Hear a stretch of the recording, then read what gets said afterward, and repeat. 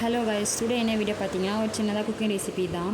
என்னென்னு பார்த்தீங்க அப்படின்னா மீன் குழம்பு எப்படி வைக்கிறது தான். ஸோ இது வந்துட்டு நான் எங்கள் வீட்டில் இப்படி தான் வைப்போம். நீங்கள் நம்ம ட்ரை பண்ணி பாருங்கள், நல்லாயிருக்கும்.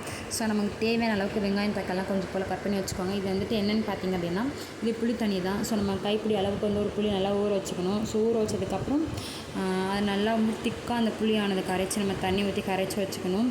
நமக்கு எந்த அளவுக்கு குழம்புக்கு தேவையோ அந்த அளவுக்கு இதில் என்னென்ன இன்க்ரீடியன்ஸ் சேர்த்துக்கன்னா மஞ்சத்தூள், நம்ம வீட்டிலே அரைச்ச மிளகாத்தூள், அப்புறம் வந்துட்டு உப்பு, நமக்கு தேவையான அளவுக்கு உப்பு, அதுக்கப்புறம் கொஞ்சோண்டு கருவேப்பிலலாம் சேர்த்து ஆட் பண்ணி ஒரு 10 to 15 மினிட்ஸ் வரைக்கும் நல்லா ஊறணும். ஊறினா தான் அப்போ அந்த எல்லாருமே சேர்ந்து அந்த ஃப்ளேவர் நல்லாயிருக்கும்.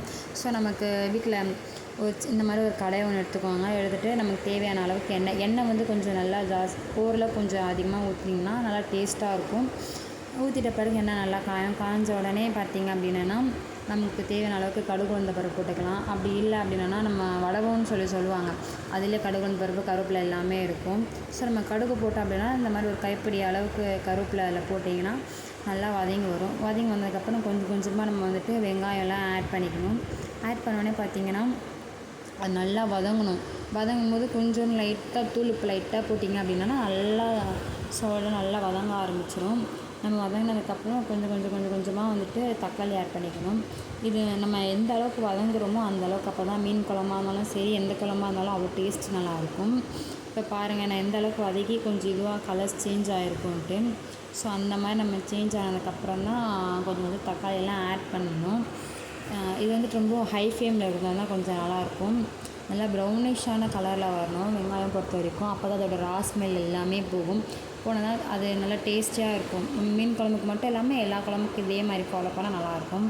பார்த்தீங்களா எந்த அளவுக்கு நல்லா ப்ரௌனிஷாக மாறி இருக்குது. ஸோ இந்த மாதிரி மாறினதுக்கப்புறம் நம்ம கட் பண்ணி வச்ச தக்காளி இருக்குது பார்த்தீங்களா, அதை கொஞ்சம் கொஞ்சமாக ஆட் பண்ணி அதையும் நல்லா வதக்கிக்கணும். வதக்கினதுக்கப்புறம் பார்த்திங்க அப்படின்னா அதுவும் நல்லா வதங்கும். வதங்கினதுக்கப்புறம் நம்ம புளி தண்ணி கரைச்சி வச்சுருக்கோம் பார்த்தீங்களா, அந்த தண்ணியை வந்துட்டு நல்லா மசாலா வந்துட்டு அது அடியில் தான் இருக்கும்.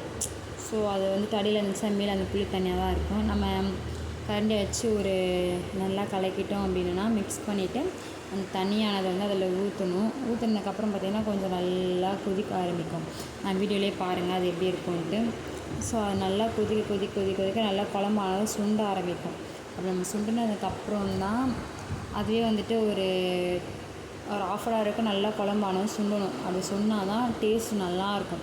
பார்த்திங்கன்னா அந்த தண்ணி இப்போ தான் நம்ம வந்து நல்லா வதங்கிச்சா நம்மளோட இது பார்த்திங்களா, இந்த அளவுக்கு வதங்கினதுக்கப்புறம் அதை எடுத்து ஊற்றணும்னா பர்ஃபெக்டாக இருக்கும்.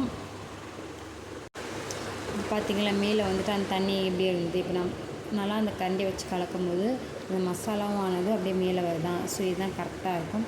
நம்ம இப்போ எடுத்து நம்ம வதக்கின வெங்காயம் தக்காளியில் வந்துட்டு ஊற்றிட்டு நீங்கள் எந்த அளவுக்கு வேணுமோ அந்த அளவுக்கு நீங்கள் கரைச்சி வச்சுக்கலாம். ஸோ அது மாதிரி ஊற்றிட்டோன்னு வச்சுக்கிங்களேன், நல்லா ஒரு கரண்டியை வச்சு நல்லா அதை கலந்துட்டு அதை க்ளோஸ் பண்ணி வச்சிடணும். ஒரு ½ hour வரைக்கும் அதை ஓப்பன் பண்ணாமல் விட்டிங்க அப்படின்னா நல்லா திக்காக மாறிடும் குழம்பானது. ஸோ எந்த அளவுக்கு நம்ம மீன் குழம்பு திக்காக ஆகுறோமோ அந்த அளவுக்கு வந்துட்டு மீன் குழம்பானது அவ்வளோ டேஸ்டியாக இருக்கும். நீங்களும் ஒன்ஸ் வந்துட்டு உங்கள்கிட்ட ட்ரை பண்ணி பாருங்கள் இது எப்படி இருக்குன்னு. ஸோ நெக்ஸ்ட் என்ன ரெசிபி பண்ணலாம், எப்படி பண்ணலான்ட்டு எனக்கு கமெண்ட் பண்ணுங்கள். ஸோ உங்களுக்கு இந்த வீடியோ பிடிச்சிருந்துச்சு அப்படின்னா நீங்கள் எந்த அளவுக்கு வியூஸ் பார்க்குறேன்னு நெக்ஸ்ட் அந்தளவுக்கு நல்ல ஒரு வீடியோஸ்லாம் போடுவேன். ஸோ எனக்கு கொஞ்சம் சப்போர்ட் பண்ணிங்கன்னா கொஞ்சம் நல்லாயிருக்கும். ஸோ நான் வந்து ½ hour ஆகிடுச்சி. ஸோ இப்போ ஓப்பன் பண்ணி பார்க்குறேன். அந்த குழம்பு எப்படி கொதிக்குது பார்த்திங்களா. இது வந்துட்டு என்ன சொல்லுவாங்க அப்படின்னா இது வந்து ஒத்த கொதிக்குது அப்படின்னு சொல்லுவாங்க. ரெட்டை கொதிப்புன்றதப்போ அப்போ தான் நம்ம மீன் கழுவி வச்சதுப்போ எனக்கு பார்த்தீங்களா எந்த அளவுக்கு நம்ம ரெட்டை கொதிப்புன்றது ரெட்டைங்க, அதாவது சின்ன பபிள்ஸாக வரதா. ஸோ அவ்வளோதான் சொல்லுவாங்க. இப்போ இந்த இடத்துல வந்துட்டு நம்ம வாஷ் பண்ணி வச்சுருந்த மீனை வந்துட்டு எந்த மீனாக இருந்தாலும் ஓகே நீங்கள் போட்டுக்கலாம். இந்த மாதிரி மீனும் கவலை மீன் போட்டுக்கலாம். நாங்கள் வந்துட்டு கவலை மீன் தான் எடுத்துக்கோம். ஸோ அதனால் கவலை மீன் தான் போட்டோம். எந்த மீனாலும் நீங்கள் எடுத்துக்கலாம். சங்கரா மீன். ஸோ எல்லா மீன் குழம்புக்கும் இதுதான் பேஸேனும். ஸோ மீன் போட்டதுக்கப்புறமா நல்லா கொதிச்சு வந்துடுச்சு பார்த்திங்களா எந்த அளவுக்கு கொதிக்குதுன்ட்டு.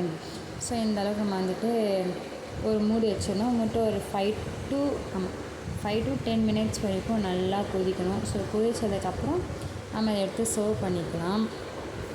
பாருங்கள் இப்போ என்னோடய வீடியோவில் எந்த அளவுக்கு கொதிச்சு மீன் குழம்பு இது இருக்குது. ஸோ நல்லா சாப்பிட்றது சூப்பராக இருக்கும். இந்த வீடியோ பார்த்துருக்கும்போது தேங்க்ஸ். நெக்ஸ்ட் வீடியோவில் பார்க்கலாம். ஓகே, பாய், தேங்க்யூ.